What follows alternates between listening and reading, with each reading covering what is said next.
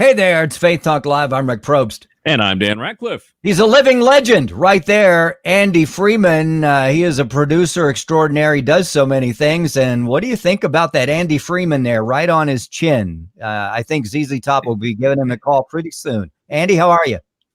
I'm doing great. Thank you guys for having me on your show today. And it's always fun to be a what would we say? Not transgender in media, but trans Easy media. now. Okay.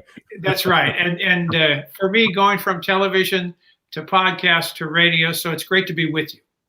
Hey, it's good to have you. I'm trying to remember how we connected with you. Was it Leslie Norris Townsend that we connected with? Isn't that how everyone connects in the United States? That's what I'm pretty sure. We love Leslie. She's crazy and she's fun and she cracks me up every time we have her on. So listen, I'm glad she hooked us up. Yeah. Listen, can I be honest here? I mean, we have a lot of comedians and they have funny parts about their stuff. I love them to pieces. But when Leslie comes on, she makes me scream. I mean, she just, I don't know what it is. She just makes me laugh.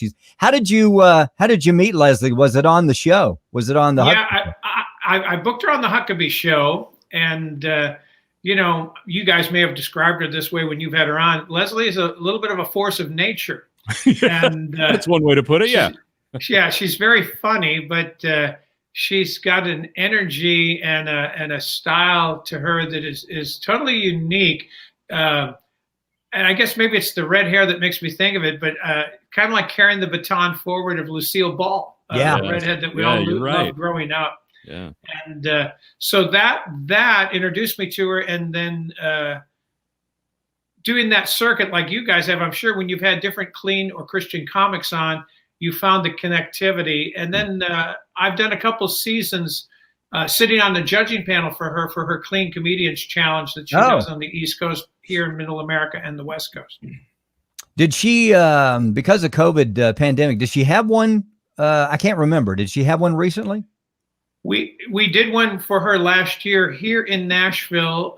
The East Coast one fell apart because, if I remember right, it was scheduled up by New York or Boston. Things were clamped down a little tighter. And obviously that was the same case in Los Angeles. I reminded her, I said, if you would have invited Governor Newsom to your comedy challenge in LA, it would have gone off, but she did not. You've got a great point, Andy. By the way, Andy's not only an award-winning producer, he's a comedian on the side. So if you'd like him to do stand-up at your birthday party, bar mitzvah, or gathering, hire us together. Andy, tell us a little bit of your background. How did you get into television producing and what all you do? Well, sure. Actually, part of it plays into my faith, because raised in homes by a single mom in Chicago, in church. By the time I'm 14 years of age, and I used to tease my friends in Chicago, I used to say my Catholic buddies, but in name only, we were pretty much hellraisers for 7 years.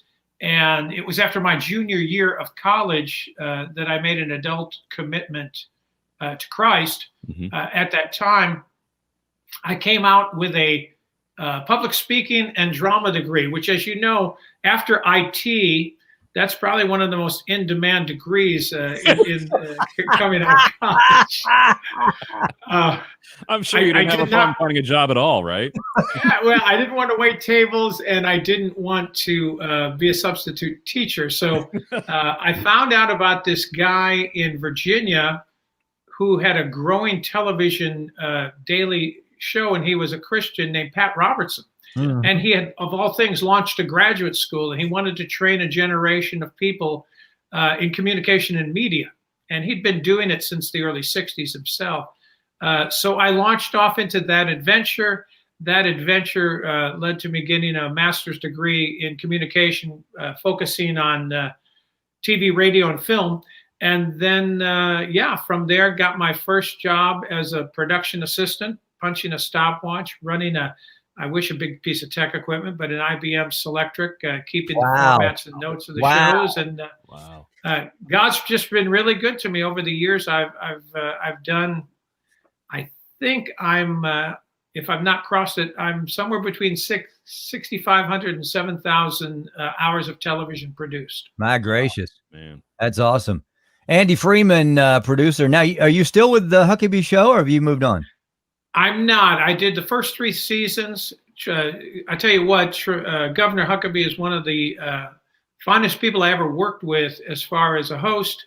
And of course, he was also the executive producer of the program. And the first time I met him, it's funny, I was introduced to him, and he seemed like, when I saw him on television, always he had a good sense of humor. So when I was introduced for the interview, I said, it's wonderful to meet you, Your Eminence. And he turned to the guy who was our bridge to make the introduction and said, something to the effect of, I wanted to be called Grand Poobah. And I bit my tongue since it was a job introduction, but I wanted to say, hire me and I'll call you whatever you want. But we had 3 wonderful seasons together. They're continuing on. They're early into their 4th season and doing well. And right now I'm in discussions with a couple of organizations that hopefully, if God wants me there, something will be addressed in one of those 2 situations. Although in these days and times, both of those are more news and commentary oriented. Not that Governor Huckabee wasn't, but that was a portion of the program. These would be full-on hours of news and commentary from a conservative perspective. And I did say to my wife the other day, I said, do you think if one of these works out, this will be my first time I'll be titled as a producer / enemy of the state. But I don't want to lead your podcast into politics, so I'll let that go. Andy Freeman, producer, and again, comedian. What is it that drives you that you want to be behind the camera? I think you could carry yourself well in front of the camera. Yeah, we are enjoying your humor here, and we've never met you, but you're very, very funny. But what is it that drives you behind the camera in the production arena?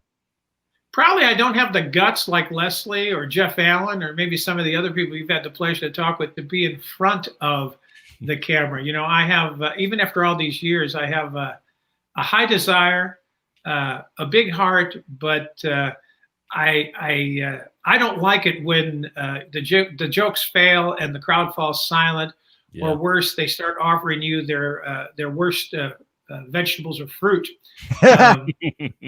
So I found it's easier for me to work with others and hopefully to put forward others, whether it's comedy or they're authors, entertainers, again, people of note who comment on our issues or even practice politics. That show that I've come from, and it wasn't the first one, but again, as I said with Governor Huckabee, it was a great one. Informing, entertaining, and inspiring. Mm-hmm. Those were kind of the 3 benchmarks of that show, and a couple of others that I've worked on. And it just feels like it's where God's let me thrive and let me grow. So. Now, as we were getting started, you mentioned something about podcasts. Now, have you started a podcast? I have not, but I've had the pleasure of being on several. This one, of course, being the most esteemed and influential. Of course, that's a given. Yeah. He talked about fruit and vegetables being thrown. I just usually keep it. It makes a good meal later on. So why throw away a good tomato when you can? That's what a blender's for, right? You make a smoothie and you're good to go. There you go. Andy Freeman, check out his Facebook. Andy, where else can people follow you? I like some of the stuff that, I don't mean that the other stuff's bad, but you have some really good stuff that you post on the Facebook. Made me chuckle, just some good stuff. How can they follow you? You know what? They can look me up right there on Facebook. And again, there's a link there to my Instagram. It's funny. What we're doing right here is something I always have done wherever I work. And when my kids, it was my adult now, but then early teens, 3 kids introduced me to Facebook. I was never interested in MySpace since I didn't have a rock band. But Very when funny. they introduced it to me, the light went on for me right in the beginning. And I guess I got to watch it now. Right now, social media is very controversial. But I looked at that, and I was always the guy at the coffee pot or water cooler who was spouting off like we're doing now. Yeah. And that I saw that and I said, oh my gosh, social media. I said, this is like a global water cooler. It's a place where you can brighten people's day, make them think. And for me, I also, because again, being a person of faith and a follower of Christ, I all of a sudden, maybe every half dozen times I post, I mix in a scripture or a thought from Lewis or Chesterton. And so just when people are kind of comfortable and having fun, I know the ones who are friends who look in who aren't believers are kind of like, what's he doing here? You know, what's going on there? But that's kind of my intention of use with social media. Now you mentioned Chesterton. I saved one of the quotes on your Facebook. I thought it was funny. The Bible tells us to love our neighbors and also to love our enemies, probably because they are generally the same people. Yes, yes. They called Chesterton the Prince of Paradox, and you know, I was going back through some of his writings, and I saw that, and I thought this is a good message, whether you're left or right, whether you're sinner or saint. Yeah, and it's something to be taken into account. I was reading something not too long ago by Tim Keller, the wonderful pastor emeritus up there in New York City, Presbyterian branch of the church. But you know, he was talking about Jonah, and of course, we all know the story in the whale from the time people go to Sunday school, or you know, honestly, even if they pick it up in a book or a TV product. But his point about it was very fascinating to me. You know, God said go east, he ran immediately west. You know, God said to attend to people who were tough people in Nineveh, but people in need that God wanted to address. He was sulking in the bottom of a boat in a tremendous storm at sea. And you see in that segment, before he is tossed in the water, the people who had no idea about faith in a true God, they're the ones acting on behalf of the community and to try and help one another. And the guy who, if you would, has the mojo to pull it off is sleeping and sulking and trying to sleep off his mistake downstairs. It's quite an inversion. So I think that's also, in a way, what Chesterton was getting at for us all to remember, that they are the same person, and Jesus does not give you an option to reach out and love the ones that are lovable and cast off the ones that aren't. Andy Freeman. Well, Andy, we appreciate what you're doing. Please keep us informed when you find out about the shows that you're in discussion with. We'd love to catch up with you. Yeah, I'd love to have you back on the show. And I don't know if you're running from your podcast, but you need to run the other way.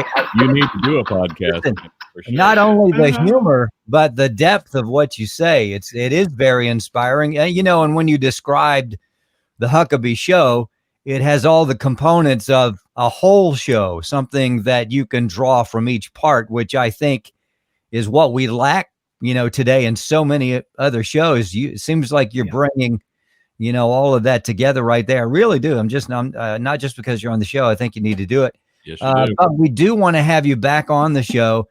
So let's stay in touch. Andy Freeman, follow him on Facebook. Deep humor. He's all around good guy. And I love the Andy Freeman he's got there on his face. So anyway, let's take a break. We'll be right back. Thank you, Rick. Rick Probst. I'm Dan Ratcliffe. This is Faith Talk Live.